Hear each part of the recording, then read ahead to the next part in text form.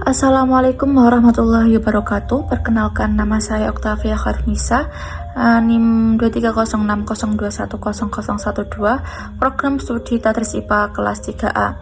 Nah, di sini saya akan menyampaikan materi tentang keanekaragaman makhluk hidup guna memenuhi tugas ulangan akhir semester mata kuliah biologi umum dengan dosen pengampu Ibu Feni Widianti MPD. Nah, pada materi ini ada beberapa pembahasannya. Yang pertama, ada pengertian keanekaragaman makhluk hidup. Yang kedua, tingkat keanekaragaman makhluk hidup. Yang ketiga, keanekaragaman makhluk hidup di Indonesia. Dan juga yang keempat, klasifikasi makhluk hidup. Nah, yang pertama yaitu pengertian keanekaragaman makhluk hidup. Keanekaragaman hayati atau makhluk hidup merupakan variasi atau perbedaan bentuk-bentuk makhluk hidup, meliputi perbedaan pada tumbuhan, hewan, dan mikroorganisme dalam materi genetik yang dikandungnya, serta bentuk-bentuk ekosistem tempat hidup suatu makhluk hidup. Keanekaragaman hayati atau biodiversitas adalah keanekaragaman organisme yang menunjukkan keseluruhan variasi gen, jenis, dan ekosistem pada suatu daerah. Nah, yang selanjutnya yaitu ada tingkat keanekaragaman makhluk hidup. Berdasarkan hal tersebut, secara garis besar keanekaragaman makhluk hidup terbagi menjadi 3 tingkatan, yaitu keanekaragaman gen, spesies, dan juga ekosistem. Untuk yang pertama yaitu keanekaragaman gen. Gen atau plasma nutfah adalah menentukan sifat keturunan yang terdapat dalam kromosom. Setiap makhluk hidup mempunyai kromosom yang membawa sifat menurun atau gen, dan terdapat di dalam inti sel. Perbedaan jumlah dan faktor susunan kromosom menyebabkan terjadinya keanekaragaman gen. Makhluk hidup satu spesies atau satu jenis bisa memiliki bentuk, sifat, atau ukuran yang berbeda. Biasanya pada anak kembar sekalipun terdapat perbedaan yang dapat dilihat. Semua perbedaan yang terdapat dalam satu spesies ini disebabkan karena perbedaan sifat keturunan. Contoh dari keanekaragaman gen yaitu pada tanaman mangga terdapat beberapa variasi. Misalnya, ada mangga gadung, mangga apel, mangga madu, mangga kolek, mangga gedong ginjo, dan juga mangga kelap. Yang kedua yaitu keanekaragaman spesies. Keanekaragaman spesies atau jenis adalah segala perbedaan yang ditemui pada makhluk hidup antar jenis atau antar spesies.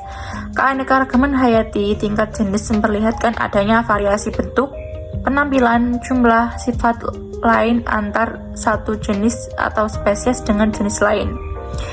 Dengan demikian, variasi dalam spesies dapat terjadi karena faktor keturunan atau genetika serta interaksinya terhadap lingkungan tempat tinggalnya. Variasi pada tingkat jenis disebabkan jumlah, bentuk, dan susunan kromosom atau tempat terdapatnya gen yang berbeda. Faktor lingkungan, hibridasi, dan mutasi kromosom. Contoh dari keanekaragaman spesies ini adalah pada jenis unggas yang terdiri dari bebek, itik, ayam, angsa, dan lain-lain. Yang ketiga yaitu keanekaragaman ekosistem. Makhluk hidup berinteraksi dengan lingkungannya yang berupa faktor biotik dan faktor abiotik, sehingga menghasilkan keanekaragaman ekosistem yang berarti hubungan timbal balik antara makhluk hidup dengan makhluk hidup yang lain, atau juga dengan lingkungannya. Keanekaragaman ekosistem ini terjadi karena adanya keanekaragaman gen dan keanekaragaman jenis atau spesies. Contoh dari keanekaragaman ekosistem yaitu ada hutan hujan tropis, hutan gugur, padang rumput, padang lumut, gurun pasir, sawah, ladang, air tawar, air payau, laut, dan lain-lain. Materi yang selanjutnya yaitu keanekaragaman makhluk hidup di Indonesia. Persebaran flora di Indonesia meliputi kawasan hutan bakau, hutan hujan tropis, padang rumput, dan juga ekosistem pantai.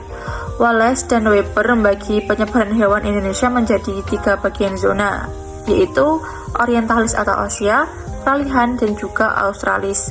Wilayah orientalis bagian barat Indonesia yang meliputi Sumatera, Jawa, Bali, dan juga Kalimantan, yang memiliki ciri-ciri terdapat hewan endemik. Banyak spesies mamalia berukuran besar, di antara lain yaitu gajah, benteng, dan harimau. Terdapat berbagai macam primata dan burung yang memiliki bulu yang kurang menarik, yaitu ada jalak Bali, elang Jawa, dan juga elang putih. Wilayah Australis yang meliputi wilayah Papua, Maluku, Sulawesi, dan juga Nusa Tenggara dengan ciri-ciri didominasi hewan berkantong. Terdapat mamalia kecil, jenis burung yang berwarna.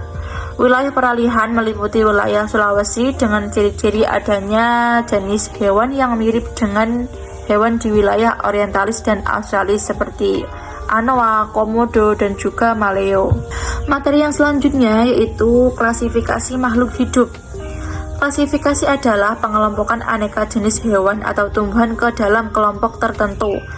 Pendapat lain mengemukakan klasifikasi adalah metode menata organisme ke dalam kelompok berdasarkan pada kemiripan struktur yang menunjukkan dekatnya kekerabatan antara organisme tersebut dan juga menunjukkan evolusinya. Pengelompokan ini disusun secara runtut sesuai dengan tingkatannya, yaitu mulai dari yang lebih kecil ke tingkatan yang lebih besar. Nah, tujuan dari klasifikasi makhluk hidup ini adalah pertama, pengelompokan makhluk hidup berdasarkan persamaan ciri-ciri yang dimiliki. Yang kedua, mendeskripsikan ciri-ciri suatu jenis makhluk hidup untuk membedakannya dengan makhluk hidup dari jenis yang lain. Yang ketiga, yaitu mengetahui hubungan kekerabatan antar makhluk hidup. Yang keempat, memberi nama makhluk hidup yang belum diketahui namanya. Nah, ada juga sistem klasifikasi makhluk hidup. Sistem klasifikasi ini berkembang mulai dari yang sederhana hingga berdasarkan sistem yang lebih modern. Yang pertama yaitu ada sistem alami, yang kedua sistem buatan, dan yang ketiga ada sistem modern atau filogenetik. Yang pertama yaitu sistem alami. Sistem yang mengelompokkan makhluk hidup berdasarkan persamaan ciri struktur tubuh eksternal atau morfologi dan struktur tubuh internal atau anatomi secara alamiah. Yang kedua yaitu sistem buatan. Hampir semua klasifikasi terdahulu bersifat buatan, sistem yang mengelompokkan makhluk hidup berdasarkan persamaan ciri yang ditetapkan oleh peneliti sendiri. Misalnya, ukuran, bentuk, dan habitat makhluk hidup. Yang ketiga yaitu sistem modern atau filogenetik. Filogenetik adalah perkembangan sejarah garis-garis evolusi dalam suatu golongan makhluk hidup. Jadi dapat diartikan sebagai asal dan evolusi suatu takson. Untuk mengklasifikasikan makhluk hidup harus melalui serangkaian tahap. Nah, tahap-tahap untuk mengklasifikasikan makhluk hidup yang pertama yaitu mengidentifikasi objek berdasar ciri-ciri struktur tubuh makhluk hidup, misalnya hewan atau tumbuhan yang sama jenis atau spesiesnya. Yang kedua yaitu dibentuk kelompok-kelompok lain dari urutan tingkatan klasifikasi. Aturan penulisan tata nama ilmiah sebagai berikut. Yang pertama menggunakan bahasa Latin, menggunakan sistem binomial nomenklatur. Jika memiliki subspesies atau nama takson di bawah tingkat jenis, nama tersebut ditambahkan pada kata ketiga. Nama spesies juga mencantumkan inisial pemberi nama spesies tersebut. Nama marga baik pada tumbuhan maupun hewan. Nama takson marga terdiri atas satu kata benda berbentuk tunggal. Huruf pertama ditulis dengan huruf kapital dan seluruh huruf dalam bentuk cetak miring atau diberi garis bawah. Selanjutnya yaitu nama familia pada tumbuhan. Nama takson tingkat suku terdiri atas satu kata dibentuk dari salah satu nama takson tingkat marga yang dipilih atau dibawahi tata namanya ditambahi dengan ACAE. Pada hewan sama halnya dengan tumbuhan namun ditambah akhiran idae. Yang selanjutnya yaitu nama takson di atas kategori suku. Nama pada hewan terdiri atas satu pembentuk jamak tidak terikat pada tipe bawahnya. Nah, perkembangan klasifikasi yang pertama yaitu Aristoteles pada tahun 384 sebelum Masehi. Beliau mengelompokkan makhluk hidup menjadi dua, yaitu tumbuhan dan juga hewan. Yang kedua yaitu ada John Ray pada tahun 1627. Beliau mengelompokkan makhluk hidup menjadi kelompok-kelompok kecil dan memperkenalkan konsep tentang spesies.